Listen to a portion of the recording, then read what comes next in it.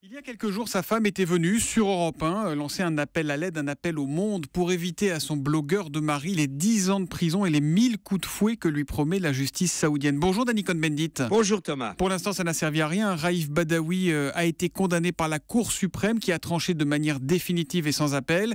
Le blogueur va devoir subir sa peine, tout ça parce qu'il a ouvert sa bouche. Oui, c'est ça, il faut le souligner, le dire et le redire Thomas. Raif Badawi a fait une chose, c'est un blogueur qui a un peu critiqué la religion, critiqué le système politique en Arabie Saoudite. Pour cela, il a pris 10 ans et 1000 coups de fouet. Et ça, la Cour suprême a dit, eh bien, il faut qu'il subisse ce supplice de 1000 coups de fouet. Je trouve ça intolérable.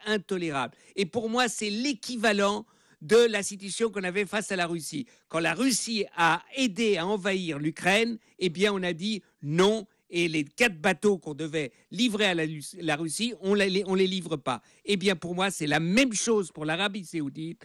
On doit revoir nos contrats de Rafale avec l'Arabie Saoudite. Oui, en fait, c'est 2 Mistral qu'on a vendus à la Russie et ça nous pose déjà suffisamment de problèmes d'animer. Cela dit, peut-on s'indigner, se draper dans nos beaux principes comme vous le faites et essayer de vendre des avions, des centrales solaires ou nucléaires à Riyad?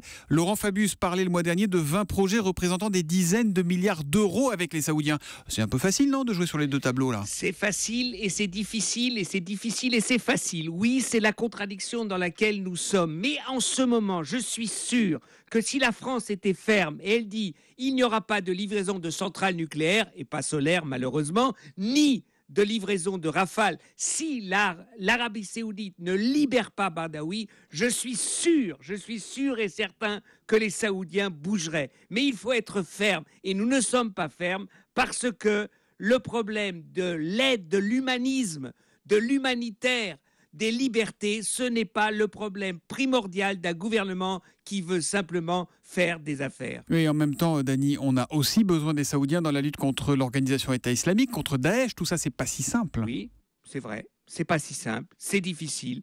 Et les Saoudiens ont besoin aussi des Occidentaux pour lutter contre Daesh. Les Saoudiens ont besoin des Occidentaux pour s'opposer à l'Iran. Donc tout le monde a besoin de tout le monde. Et c'est justement pour cela que nous sommes en position, les Européens sont en position de faire libérer Badawi. C'est ce que je dis. Si on ne tente pas le coup, eh bien on sera responsable de 1000 coups de fouet, d'un supplice incroyable au XXIe siècle. Danny Cohn-Bendit préfère garder nos avions, nos centrales et le reste plutôt que de vendre son âme.